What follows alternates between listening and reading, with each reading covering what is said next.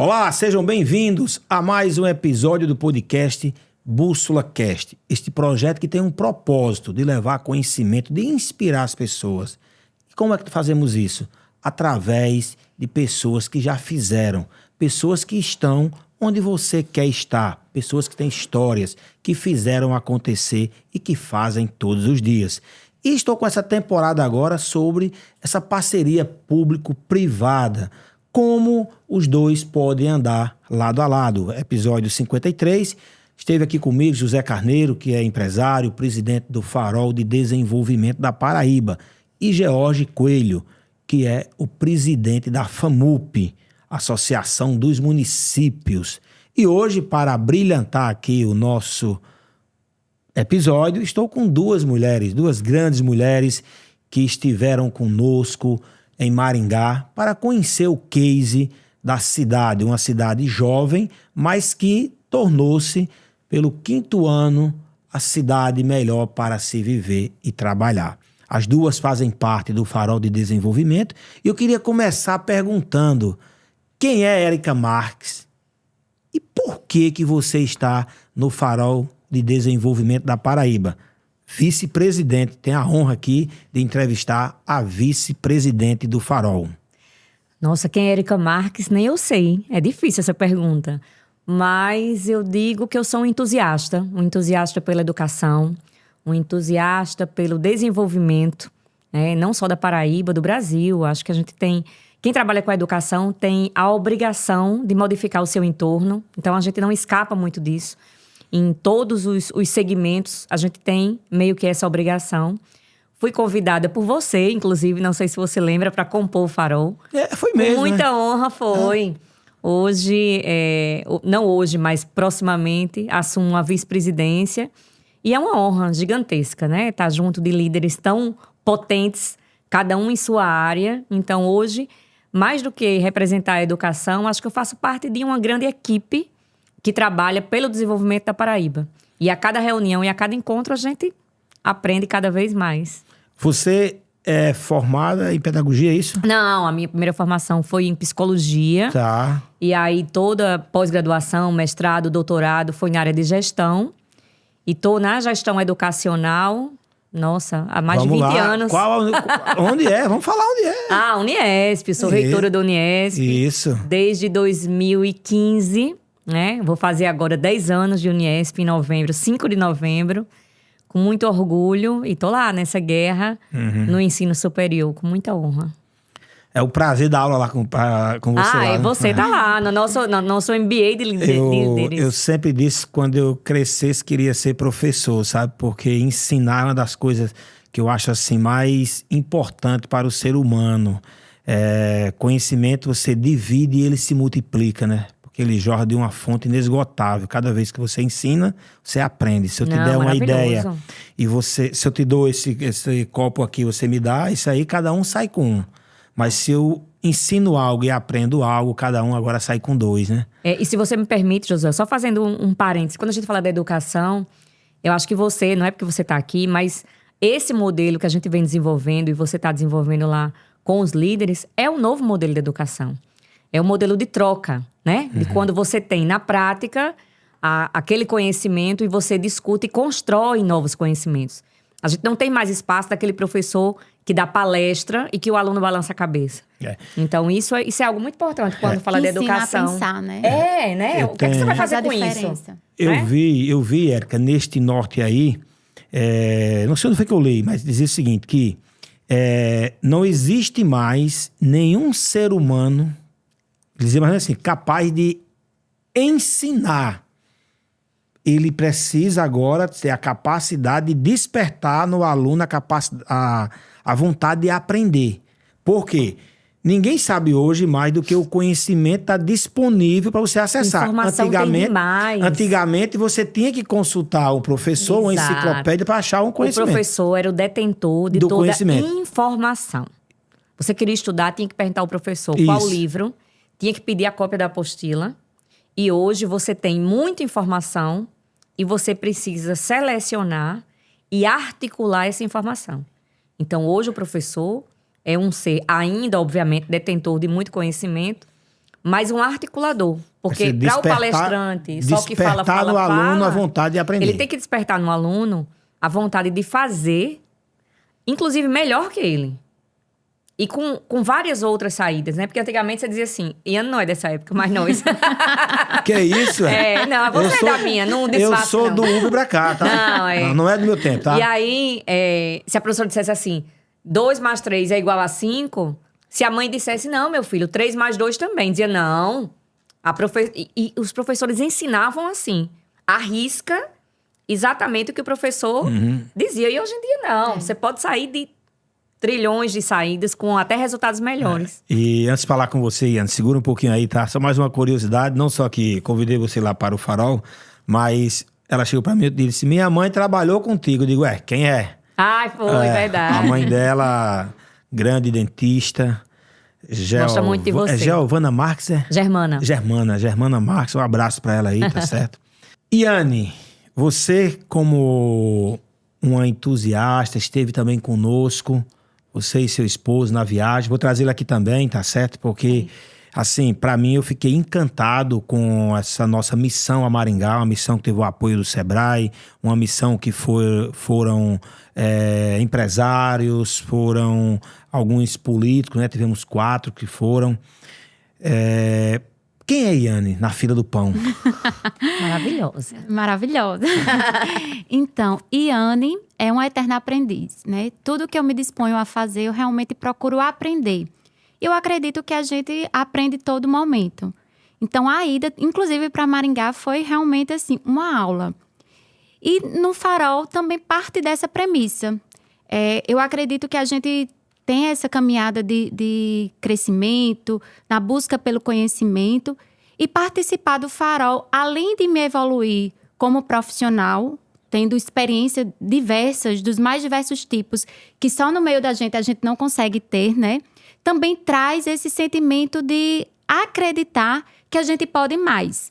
Né? Trazer um pouco dessa mudança, trazer um pouco dessa visão que a gente acaba formando diante de tantos pares, mas de tão pares diversos, né? Nós temos ali pessoas dos mais diversos segmentos da iniciativa privada, pessoas com muito sucesso, né? Talvez eu seja uma das mais novas lá do Farol, então eu tenho muito a aprender. Depois de mim, tá? Depois de você. A idade é minha, eu boto quando eu quiser. Eu digo o que eu quiser, né? Não, Josué. E isso me fortalece como profissional e como pessoa. E eu acredito que a gente tem uma mentalidade que pode ser, sim, o diferencial para a Paraíba desenvolver. Tá. Sua formação, o que você faz? Deixa o telefone, deixa o Instagram, aproveite para vender, tá certo? Vamos aprender também, né, Josué? Então, o meu nome é Iane Abrantes, eu sou advogada, especialista em direito imobiliário e compliance. Meu Instagram é Iane Abrantes e o telefone é o 8399-604-9176. Se vender aqui, tem a comissão aqui da banca, tá? Não se preocupe. Vamos lá, gente. Iane, assim como Érica, foi uma imersão, na verdade, né? Nós convivemos 3 dias praticamente, porque tem uma programação muito intensa. Íamos almoçar junto, jantar junto, tomarmos café ali no hotel, todo mundo junto. Então, assim, aprendemos muito. Eu acho que... Eu me arrepio quando eu falo, porque para mim foi apaixonante essa viagem. Parece que foi uma semana. E assim... Foi uma viagem de muitos aprendizados. Aprendizados não só do que nós vimos, mas entre nós. Verdade. Esse é o episódio número 2.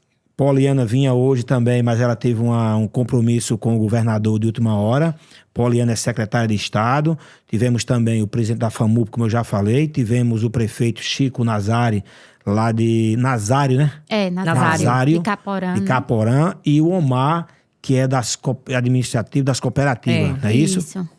E vou convidar todos aqui, porque eu tenho aqui essa vontade de fazer com que quem nos assista pegue um pouquinho do que a gente viu lá. Um pouquinho do que a gente aprendeu. Como é que a gente pode materializar o que nós vimos, que é algo assim surreal. É algo que você só acredita vendo, como a parceria público-privada anda verdade. lado a lado. É interessante. E a pergunta para vocês duas, responda aí a que queira responder primeiro. Inclusive, tem uma história de que o cara entrou no banco, né? As duas mulheres ao mesmo tempo, tá certo? E ele falou o seguinte, ela disse, eu cheguei primeiro. A outra falou assim, eu cheguei primeiro, tá? E o caixa ficou sem saber quem atender das duas. E elas duas brigando ali na frente para responder primeiro, né? Para ser atendida primeiro com o cheque na mão. E ele falou assim, eu vou atender primeiro a mais velha. Falou, vai tu, mulher, pode ir. Então vai, Ana. Responde, querida. Então, assim, a pergunta é para as duas, que é o seguinte. O que vocês viram lá que marcou mais para vocês? Tá certo? O que foi assim? Isso foi o que me marcou mais. Josuel, na verdade, é a organização com que eles funcionam, sabe? Porque a gente fala muito parceria, iniciativa pública com iniciativa privada, com poder público, mas a gente não consegue visualizar a organização. Parece que é algo distante, né? É algo distante, é algo utópico. Não, a gente vai caminhar, mas a gente nunca vai alcançar, sabe? Político é voo de galinha, já tá, mudou, um fraude desfaz. Exatamente. Então, quando eles colocam a organização, o funcionamento da situação realmente consolidada, a gente começa a dizer assim, isso é palpável, isso pode acontecer. Então, eu acredito que é o funcionamento, a organização de funcionamento, como se dá essa parceria público-privada efetivamente. Eu acho que, para mim, foi o que me brilhou os olhos mesmo. Bacana. E você, Érica? Sem dúvida nenhuma, esse foi o alicerce principal, né? Entender como funciona. E se a gente fizer algumas reflexões, a gente vai entender que todos lá ganham. Isso é a premissa para a mudança de comportamento. Você só muda comportamento por 2 motivos, sabia? 2. Pode colocar... Fala, psicóloga. Todas as situações que você consegue se encaixar. Para ganhar algo, para deixar de perder. Para ganhar algo é muito mais efetivo do que para deixar de perder. Então, lá, todos ganham. Então, é um modelo. É uma cidade que já começou planejada, até brincamos lá. É um loteamento que cresceu, né? Porque foi toda planejada. E lá, não é só o poder público. É o poder público que pensa de uma forma, a sociedade civil organizada que pensa da mesma forma e as instituições privadas, os empresários pensam, né? A gente até discutiu isso. A mesma fala do prefeito é a fala da tiazinha que vai para a igreja e é a fala lá do grande empresário. Então, todos têm o sentimento, que às vezes parece utópico, né? Como a gente falou aqui, do ganha-ganha. Então, não é bondade, não é simpatia, é porque eu ganho. E eu vejo concretamente que aquilo dá certo. Exato. Então, quando a gente vê assim, o mundo encantado, né? As pessoas lá... Não, cada segmento tem o seu interesse que funcione, né? Não é um sentimento afetivo, é um sentimento concreto. Então, se o poder público se mobiliza e pensa de uma forma que pode intercalar e pode interagir com o poder privado, ele vai dizer assim, a minha corda estica até aqui. Se eu tenho outro que bota um elástico aqui, dá para esticar a corda mais, eu alcanço mais.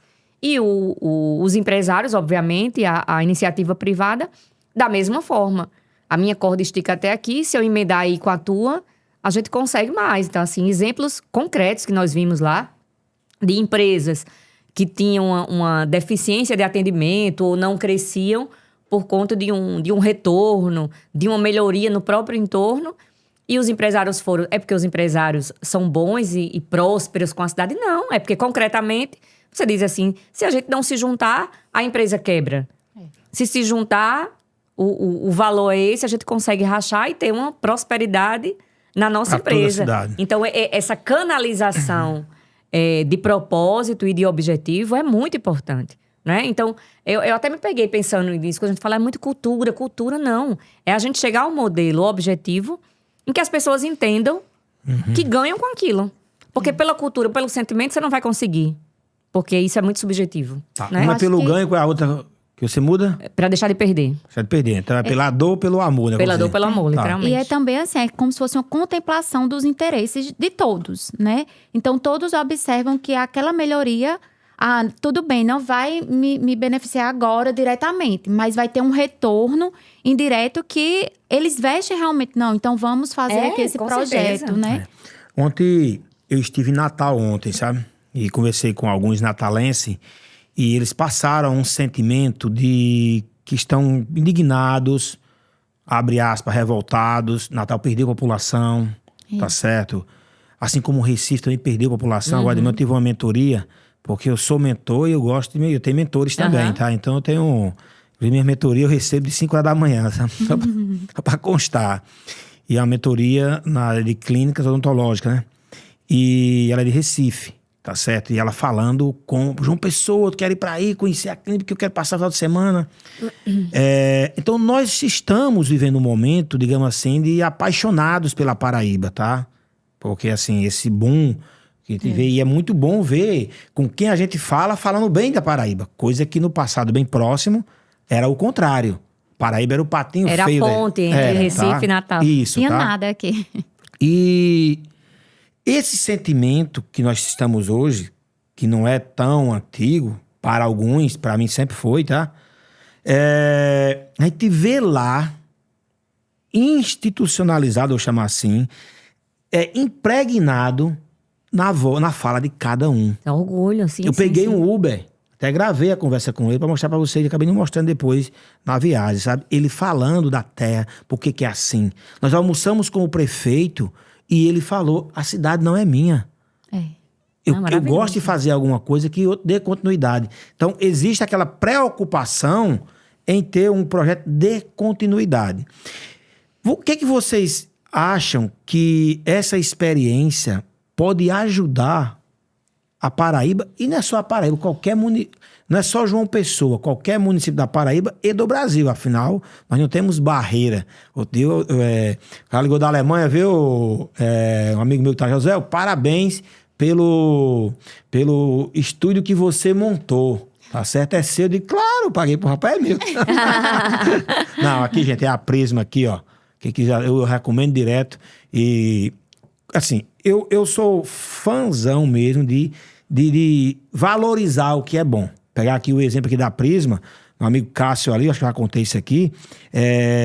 Eu estava montando um estúdio, comprei câmera, comprei microfone, mesa de corte, tudo lá na empresa, né?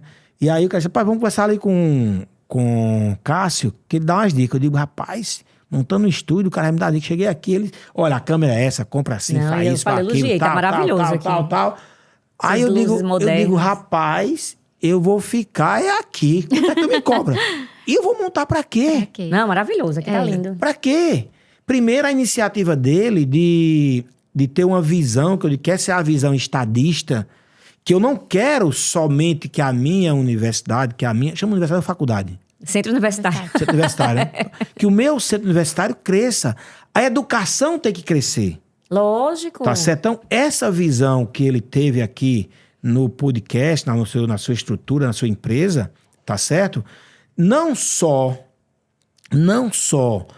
me fez ficar aqui, como eu indiquei já algumas pessoas, não foi, Cássio? Eu sou o garoto propaganda dele para isso aqui. Eu vou até pegar a carona nisso que você está dizendo, e com a questão de Maringá, de você ver crescer a educação, o comércio, a indústria. Porque, por exemplo, a cabeça das pessoas é tão pequena, muitas vezes, que é óbvio que cada segmento você tem seus concorrentes. E um concorrente específico, as pessoas, você viu o que está acontecendo com essa instituição, tá morrendo e tal. E eu nunca fiquei feliz com isso. Quem vinha falar assim para mim, eu disse, olha, eu não gosto, meu sentimento não é bacana. Eu quero que todas cresçam e que tenha espaço para todo mundo.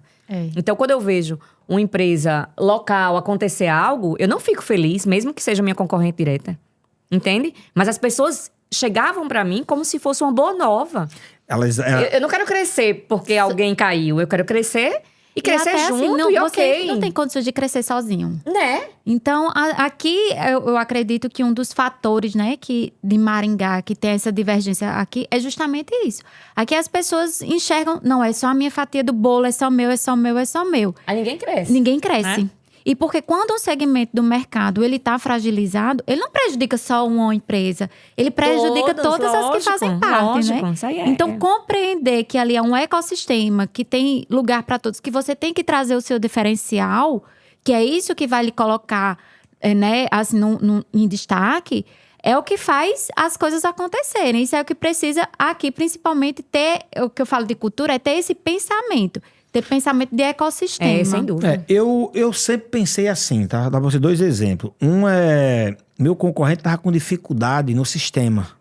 Vou operar o RP dele. Tava com muita dificuldade. Eu trouxe ele na minha sala. Vou até almoçar com ele amanhã, sabe? E ele não é doido pra dizer que é mentira minha não, que eu torço o pescoço dele, sabe? Trouxe na minha sala.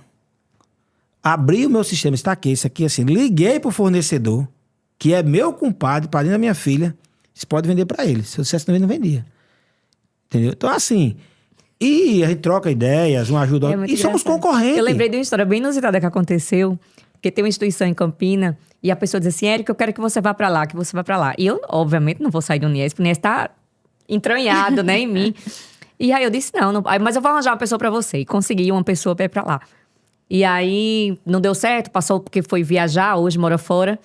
Aí ela conseguiu outra pessoa. Aí disse assim, Érica, se eu te pedir uma coisa, fica à vontade pra negar e tal. Eu disse, tá, tudo bem. E é Campina, bem pertinho. Eu disse assim, eu consegui um diretor.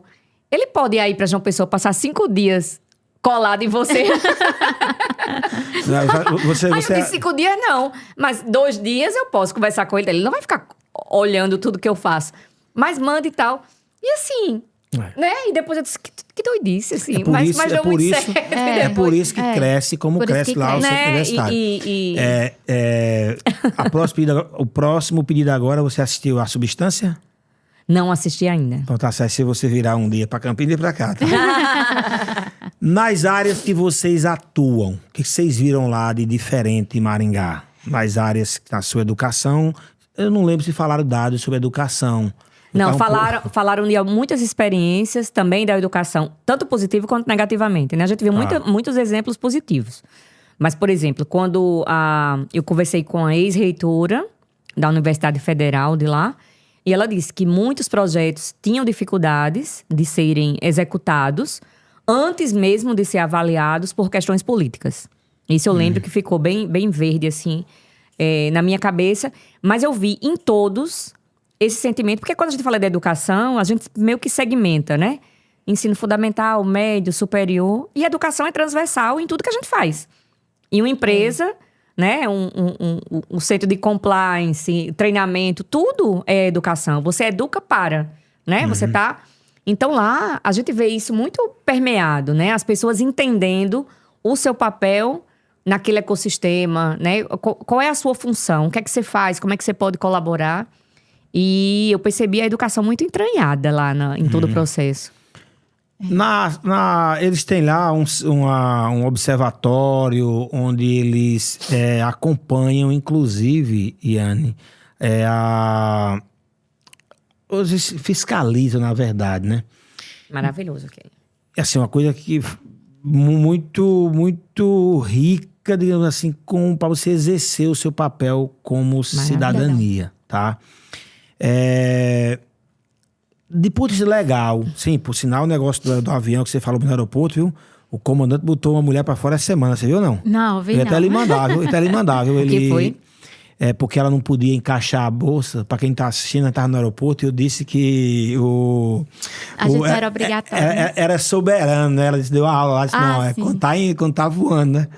E passou essa semana, até te mandar tá no Instagram. Eu não sei se é legal ou se não é, mas a bolsa dela não cabia, né?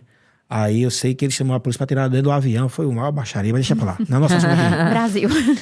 Aí, assim, o que você viu mais impactante na área do direito, naquela lá, Iane? Antes de eu atuar como advogada da área imobiliária, né, eu também atuei em conselhos de classe na área pública. E foi onde eu desenvolvi essa paixão pelo compliance. Lá a gente consegue perceber muito, não vou dizer assim, um compliance propriamente dito, porque eu não entrei a fundo. Mas a gente consegue perceber a cultura, os procedimentos, o almoxarifado, quando a gente visita o almoxarifado. É maravilhoso. A organização, os controles internos, que eles mesmos fazem, né? Tem um pedido, confirma o pedido, eles fazem uma análise de quantitativo. Isso dentro da própria instituição. E o observatório nada mais é que o controle social. Maravilhoso. E aí, como você bem disse, né? Ele traz esse sentimento de cidadão mesmo. Eu faço parte também da gestão. Então, quando a gente se sente parte, realmente, essa questão da educação, dos valores, da cultura, ele fica muito mais enraizado na gente. Então, lá é muito nítido essa questão dos procedimentos, da lógica dos procedimentos, do cumprimento dos procedimentos, dos prazos. Eles não falam muito sobre a burocracia, porque já está tudo tão, assim, tão claro, tão desenhado, que para eles não é um trabalho. É trabalho para quem vai implementar. Mas depois que está tudo rodando direitinho, os números absurdos de economia com aquele almoxarifado, mais de 300 milhões. O que é 300 milhões para um município? Para quem está nos assistindo, é que as compras do município é centralizada num único almoxarifado, num único local, não é isso? Explica para quem está nos assistindo o que é compliance, porque muita gente acha bonita a palavra e não sabe o que é compliance, né? É verdade. Compliance nada mais é do que deixar uma empresa, uma instituição, seguindo os procedimentos, tanto os procedimentos internos quanto procedimentos externos, de acordo com a legislação.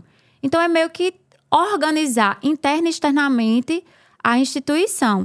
E isso traz diversos benefícios: economia, otimização de recursos, de tempo, né? A própria capacitação do pessoal.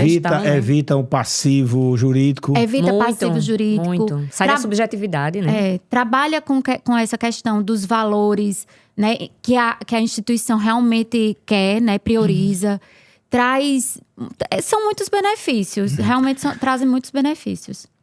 Vocês foram para a posse, não foram?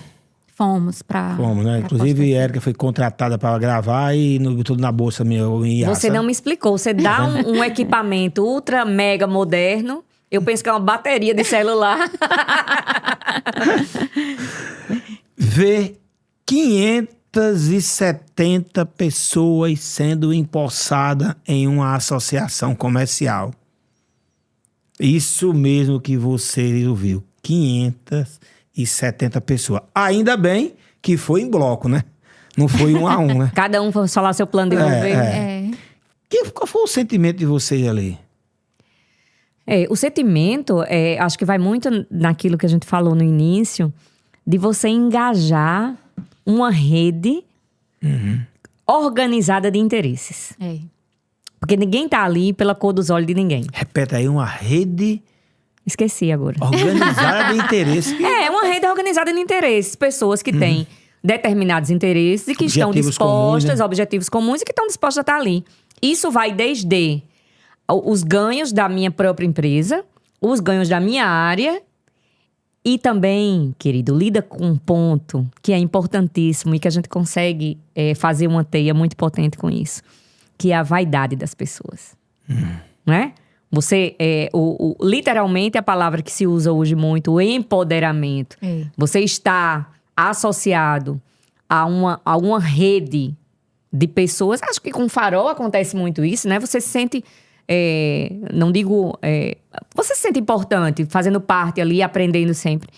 E lá na Assim, a gente percebe muito isso. Eles dão esse gosto de você estar aqui, você ajuda... Mas você passa a ser importante com essa ajuda. Você percebe pelo tipo da festa, pela teia que eles têm, do envolvimento com o poder público. Por exemplo, presidentes da Assim, tranquilamente pode ser, como a gente viu lá, um vice-prefeito, um prefeito. Tem lá um poder, né?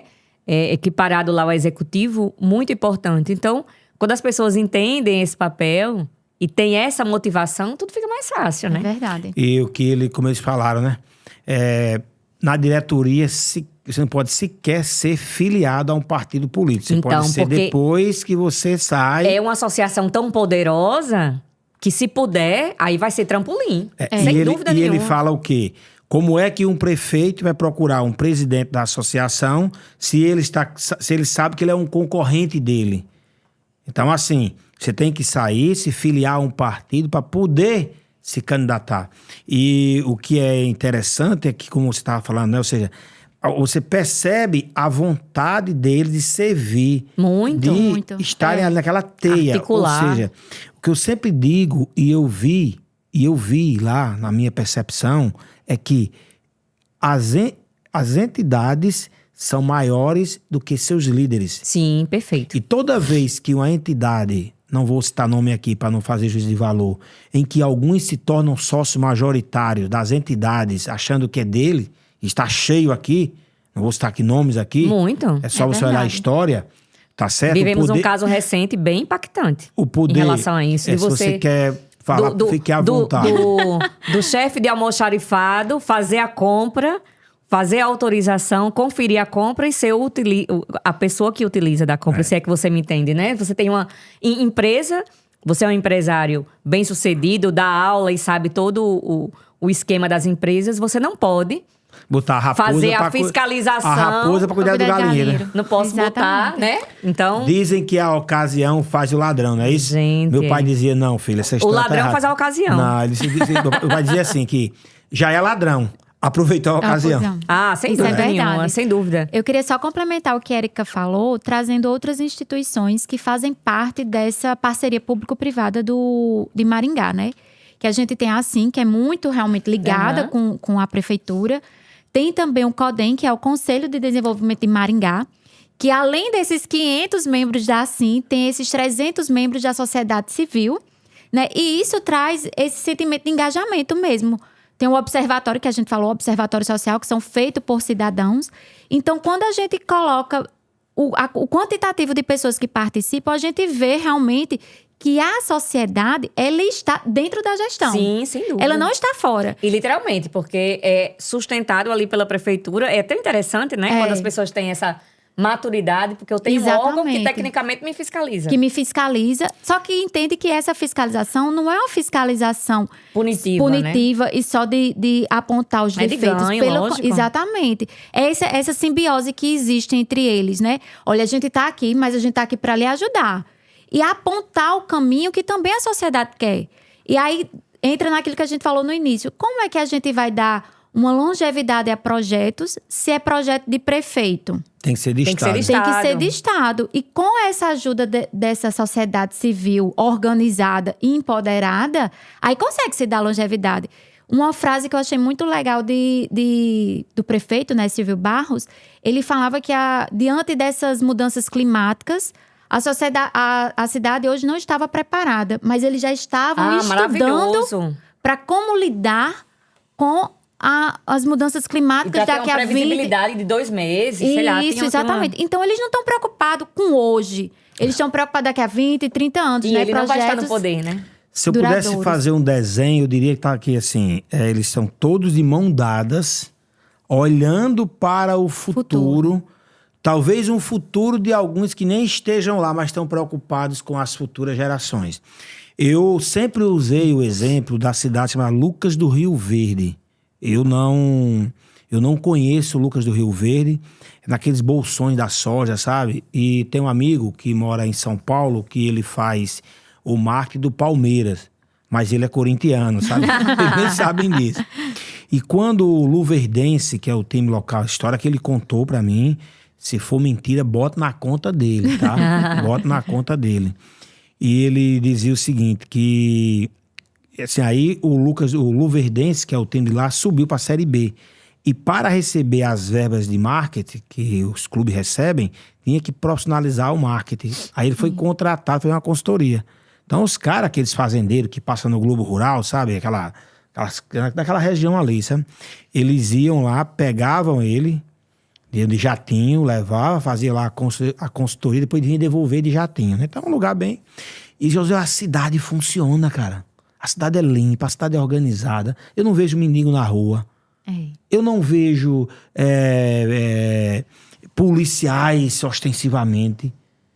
E ele disse que ficou curioso com isso. E perguntou para o cara lá, por que aqui é assim? Ele disse, porque quem administra a cidade são os empresários. A gente reveza entre a gente. Não deixa aventureiro nem curioso entrar aqui. Massa. Então, eu sempre... citei esse exemplo né? para falar sobre a administração pública. E lá, eu pude vivenciar aquilo que eu tinha na minha cabeça do que eu vi ele falar. Porque, assim, por onde nós passamos, sem prática, exceção, né? Nós não vimos ninguém reclamando da cidade. Nós não vimos mendigo, não sei se alguém viu mendigo na rua. Não, tá certo?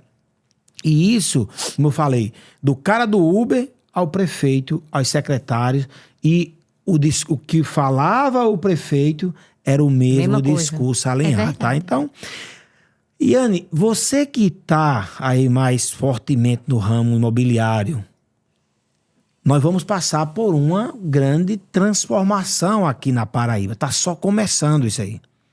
Tá certo? Tá só começando. Desde que preparemos a casa, desde que a gente continue tendo, e eu falo aqui, eu como não sou filiado a partido nenhum, eu falo abertamente, sabe? Nós tivemos aí uma safra de prefeitos, de governadores, principalmente, independente da sua opinião política, que construíram projetos para a Paraíba, tá certo? Projetos estruturantes.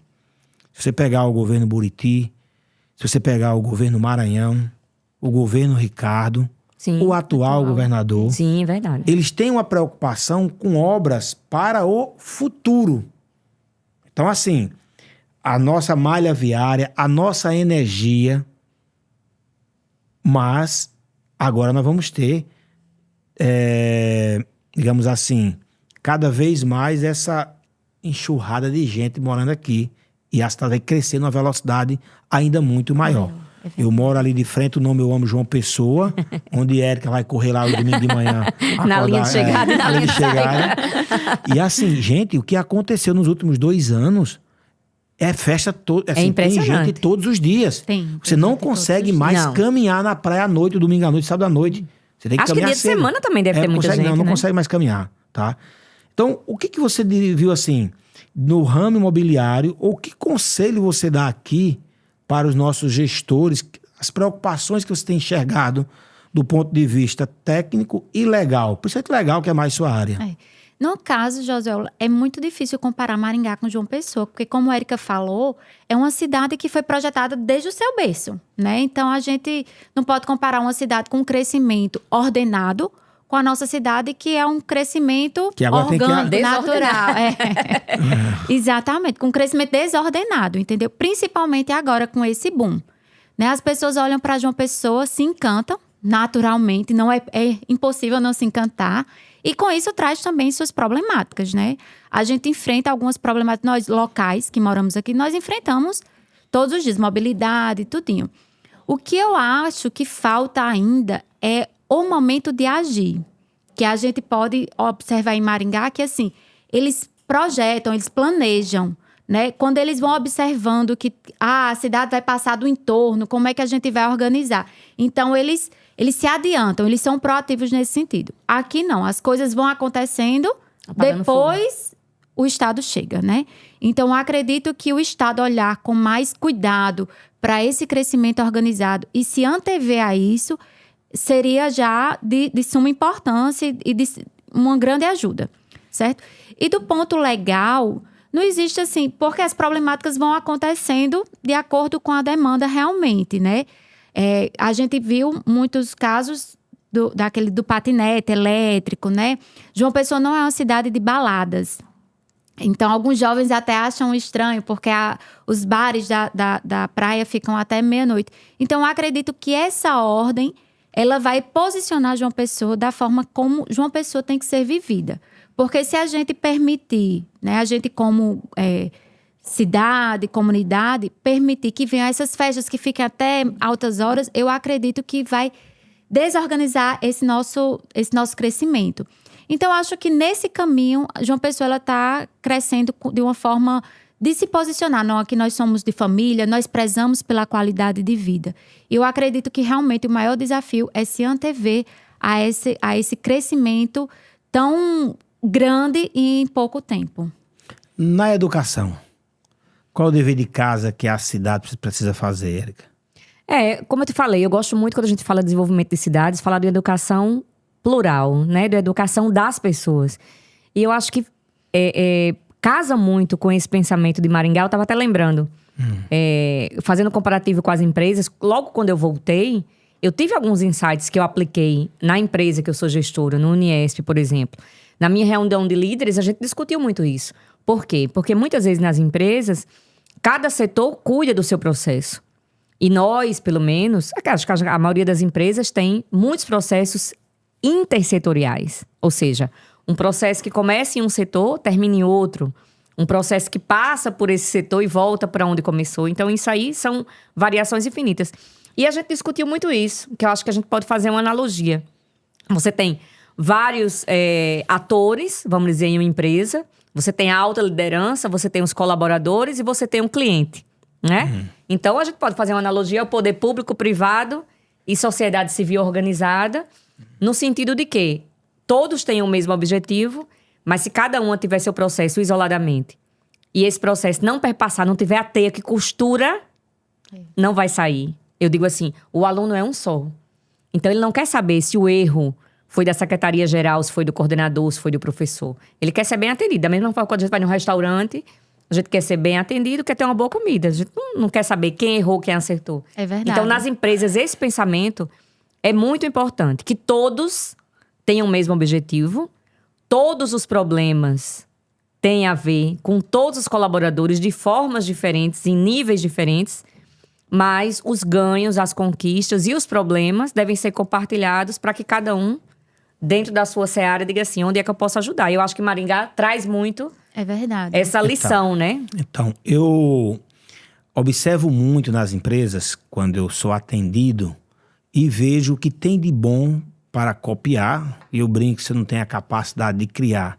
Eu tenho a humildade de copiar, tá E mesmo certo? que tenha, você vai inventar a roda, né? Também o que tá errado para eu aprender. Ó, eu vou fazer lá, faço melhor. Isso. Inclusive a parte de comercial, né? Assim, a parte de vendas é o que mais eu observo, porque eu nasci os dentes na área comercial. Até eu brinco quando eu fui lá em Fortaleza comprar um vinho, e eu entrei numa loja só de vinho, né? Numa adega, e a menina falou assim, o senhor quer um vinho? Aí eu, não, eu queria um remédio. Não, remédio é brincando, depois peço desculpa tudo, mas para ver até onde está preparado. Ontem eu tive uma experiência que você falou em restaurante. Eu almocei ontem no Camarões em Natal, Camarões Potiguar, que é dentro do shopping Midway. Tá? Fazer uma propaganda aqui de graça para eles. Sabe? Eu tenho uma Primeiro história que deles lá também no a shopping. comida é maravilhosa, dá vontade de comer o cardápio, sabe? Você olha o cardápio, já dá vontade de comer o cardápio. E assim, eu marquei o almoço, que era 11 horas, cheguei lá 2h10 mais ou menos. Os empresários estavam me esperando já, almoçamos. Enchi a boca d'água agora. Camarão Internacional, ó. Cara, Eita, é bom, viu? eu consigo continuar, tá, Camarões? Viu? E o atendimento foi legal, a pessoa chegou, fez o pedido, ela veio e confirmou direitinho, só confirmando com vocês. Aí depois, como era uma reunião, né? Fomos os últimos a sair. Ele veio avisar, olha, eu estou encerrando aqui o meu atendimento, quem vai continuar com vocês agora é fulano de tal. Aí o cara se apresentou, aí tá só tomando água e café. Depois eu percebi que já era quase umas 3 horas e não tinha mais ninguém no restaurante. Eu perguntei, podemos ficar ou vocês vão fechar aqui? Eles, não, podem ficar. Agora, se você puder ir para aquela parte de fora ali, porque aqui é onde os funcionários descansam, que é na parte fechada. Tá? Não é educação tão grande, porque ele podia chegar e pedir pelo menos, você poderia ir para ali, mas é muito educado, cara. E foi para lá. Quando eu cheguei lá, eu precisei carregar o celular. Fiquei procurando uma tomada. Ele viu de lá e veio com uma bateria. Tá certo? Com a bateria, sabe? Então, assim, atendimento impecável. Nota 10. Não dou 11, que eu não existe 11. Né? Depois eu vou para o lançamento que teve lá, né? Que foi um evento. Eu vou almoçar e de 5 horas tem um evento. Quando eu chego no evento, fui bem recebido tudo. E quando a gente foi pro buffet, tá certo? Tinha lá uma mulher que estava perto do café, daquelas que atendem, Sim. Tá certo? E eu tava com o prato na mão, ele disse, isso aqui é o café? Ela falou, pode pegar. Ela não teve a iniciativa de colocar uma xícara de café para mim. Eu tive que pegar o prato, eu fui bem devagarzinho, olhando para ela, pegar o prato, tirar da mão, para poder abrir a garrafa, para poder botar o café, tá? Então assim, a mesma cidade, a mesma pessoa que sou eu, ótimo. tive 2 experiências, uma... Mas aí entra compliance, Josué. Porque o compliance, ele vai colocar quais são os valores que ele tem da empresa. E treinar o pessoal de acordo com aquela cultura. Infelizmente, nem todo mundo vai se adaptar, vai conseguir ali se agregar naquela situação. E aí cabe à administração, olha, esse aqui, ele se adapta. Eu acho que o compliance traz Aquele velho exemplo que a gente tem em todas as empresas, assim. Nós trabalhamos no mesmo setor. Eu sou líder de vocês. E aí eu digo assim, eu não vou pedir a Josuel não, que o Josuel demora demais. Eu vou pedir a Yane. Quando você tem regras e processos, Exatamente. todo mundo vai no mesmo ritmo, né? É engraçado, sabe? Meu pai já dizia, cada um usa o seu martelo, sabe? É o complexo. Quer dizer outra coisa. Se tivesse o NPS, porque eu tenho a ferramenta NPS, eu teria avaliado e não estava sabendo hoje, não é isso? Não sei se é educação, né? Mas o NPS faz parte, faz Mas olha só, parte. o que isso nos ensina, né?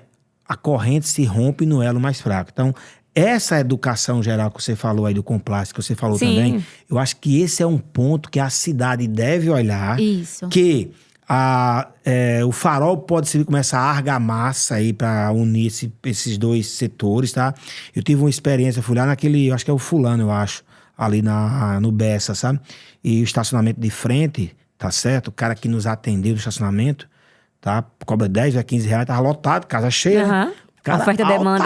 Calor desse. altamente grosso, sabe? Altamente. Então, assim, esse treinamento, por quê? Porque você vai avaliar João Pessoa pelo quê? Pela experiência que você teve, tá certo? Você sabe da história há um tempo atrás? Isso foi verdade. Tinha um turista aqui, tava na praia, tomando lá na barraquinha uma cervejinha e tal. Aí o cara trouxe a cerveja, aí ele disse assim, rapaz, essa cerveja não tá muito gelada não. Na próxima vez traz uma mais geladinha. Aí o garçom foi lá, pegou uma bem gelada, o cara tava sem camisa, né, de sunga. Aí encostou nas costas do cara e disse, e aí, meu irmão, agora tá gelado? É o teste. Se ninguém treinou, ninguém pode reclamar. É Eu digo verdade. muito isso. Se você não dá a direção, você não pode reclamar e dizer que a pessoa foi entregou o errada. equipamento e disse como é que usa, né? É verdade. A culpa é minha, né? Se usou verdade. errado e eu não falei, não posso culpar ninguém. Errar é humano, achar em quem colocar a culpa é mais humano ainda, né? Não posso culpar. E as empresas fazem muito isso. Isso é uma coisa muito séria, né? É. Utilizam da subjetividade de cada um e cada um faz do jeito que quer. Eu sempre aprendi que quando você treina alguém, você diz assim, me explique o que você aprendeu. Porque diz assim, você entendeu? Entendi. Entendeu? Da sua forma da O que você entendeu? O que você entendeu? Porque cada um vai receber a mensagem, decodificá-la e internalizá-la de acordo com os seus valores, de acordo com a sua experiência de mundo. Então, como eu sempre uso o exemplo, aqui na empresa precisa se atender bem. Tem que dizer o que é atender bem. Tem que dar o gabarito. Na minha- Que é até bom pra quem recebe, que é o direcionamento. Vou levar, inclusive, lá na próxima aula, viu? O que é atender bem? É olhar nos olhos, chamar pelo nome, perguntar o que veio fazer. Se puder, você resolve. Não Senão, é informar, você é acompanha acolher. a pessoa até onde ela está. Porque senão, eu tô aqui, a pessoa tá aqui no WhatsApp, boa tarde, só um minuto, peraí. E ela vai achar, ela vai dizer assim, não, mas eu atendi bem. Então. Que eu dei boa tarde. Sabe o que eu tô colocando muito em reunião também pra gente refletir? Avaliar mesmo aquilo que não tá errado. Porque o errado grita. Uma porta quebrada grita. Você não passa muito tempo com a porta, um ar-condicionado quebrado, uma pessoa que falta muito. Fatos assim são muito fáceis de fazer a gestão. Mas você olhar para aquilo que não tá errado e melhorar. Porque muitas vezes, se você tem um roteiro de atendimento, um faz de um jeito, outro faz de outro, e não tem treinamento comportamental disso, como eu disse, eu só cobro aquilo que eu dou direcionamento. Aquilo que eu não dou, eu disse, eita, peraí, dou 10 passos para trás e assim, errei aqui. Então, vamos reorganizar e passar a informação Mas também o que eu corretamente. ensinei, eu cobro. Principalmente porque o que é óbvio pra você Não é pro outro. não é óbvio pro outro. Tem a frase- Eu disse isso lá no Niesp uma vez, em vestibular. A gente lida com vestibular todos os dias. A gente tem épocas de vestibular, tal. Então, já é um processo muito dentro. Mas a gente tem que respeitar as pessoas que chegam lá nervosas, com pai, com mãe, né? Pra fazer a prova e tal. Então, é um processo novo pra aquela pessoa. Isso. Não é novo pra mim, mas é novo pra ela. Então, E é só por meio dessas avaliações constantes que a gente consegue verificar onde falhou, o que pode ser melhorado, Sem se tem dúvida. algo que é melhor, que não Aí é. eu acho que isso o poder público muitas vezes peca, né? Você ter burocracias. Em uma empresa de médio porte, você vê isso. Sempre digo isso. Nós temos muitas ferramentas de comunicação, muitas, cada vez mais. Mas nos comunicamos cada vez menos.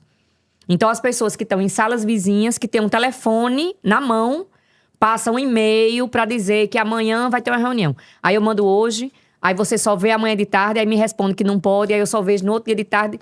Nesse balé, perdemos 72 horas. Quando eu dissesse assim, ei, tu pode amanhã? Pode não? Pronto, vamos quarta, beleza, pronto. Então, essa questão da comunicação é um fato importantíssimo que o poder público é péssimo. É verdade. Por falar em poder público, uma coisa também não sei se acho que é a autarquia que se chama, você sabe mais do que eu, os conselhos. São autarquias. Qual é o papel dos conselhos, tá certo?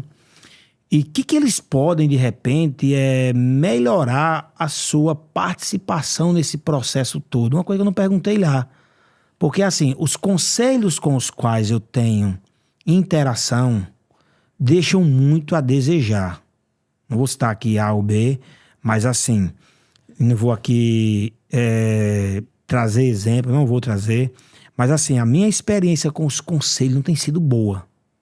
Na verdade, Josué, os conselhos realmente são autarquias, né? Não fazem parte diretamente da gestão pública, mas de uma forma indireta.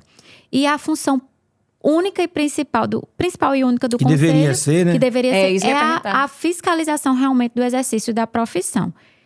Como eu enxergo que poderia ser essa atuação dos conselhos, né? Nesse processo educativo. Porque... Tudo bem, eu vou fiscalizar se está fazendo propaganda correta, se não está. Mas antes de fiscalizar, fazer esses treinamentos. Processo de educação, Processo de educação. Dar esses treinamentos, informar, sabe? Porque falta muito. Se você perguntar hoje a qualquer pessoa que seja vinculada a um conselho de profissão, ele não sabe o que é o conselho de profissão. Só diz que é para pagar uma anuidade. Pronto. É verdade. Entendeu? Então, trazendo essa questão da educação, trazendo informação... Olha, vamos nos atualizar. O que pode, o que não pode. A gente vê hoje, é muito, assim, até discrepante na sociedade a questão de medicina, né? Dos procedimentos dermatológicos e tudo.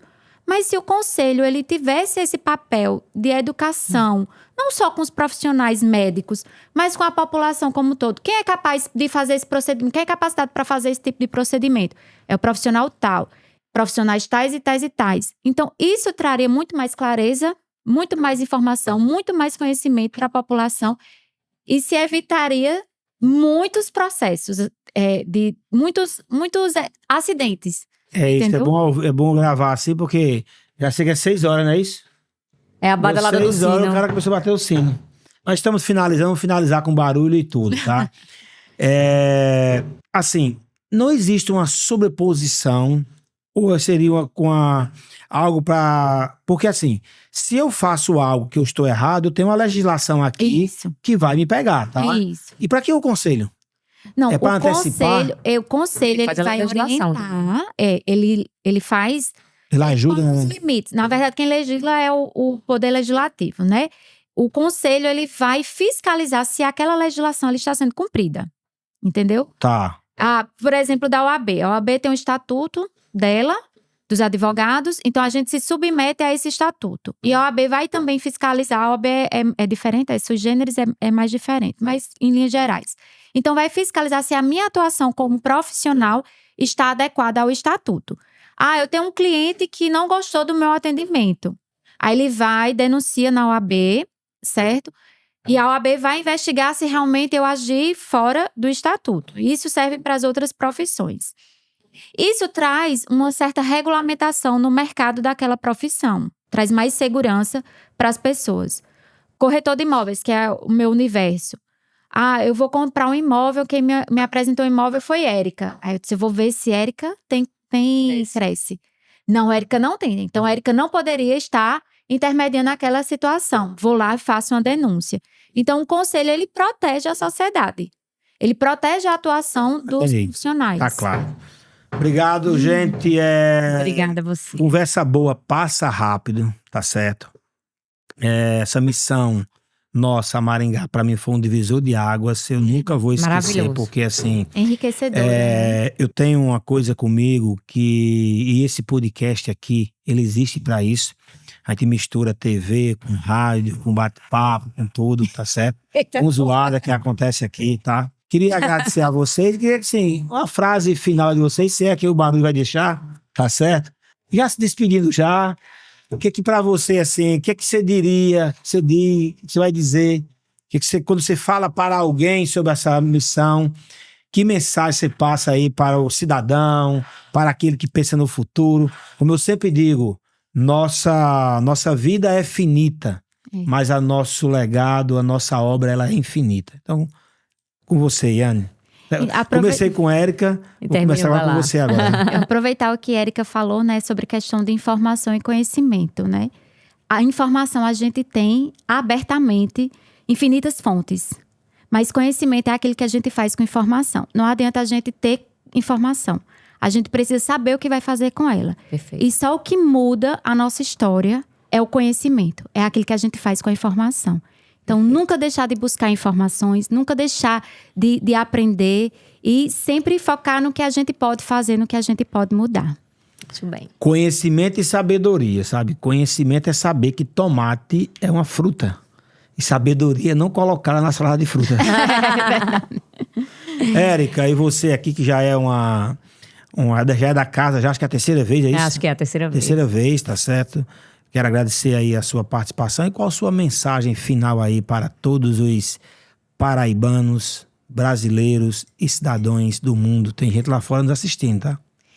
Acho que a mensagem... Lembre-se, sua mensagem, assim como alguém escreveu na pedra um dia, pode ser que daqui a 100 anos, 200 anos, alguém pode estar assistindo, tá? Acho que a mensagem é não espere do outro aquilo que você quer pra você, né? Acho que antes de apontar o dedo, olha aí pro seu umbigo e veja dentro do que você quer pra você, como você pode colaborar.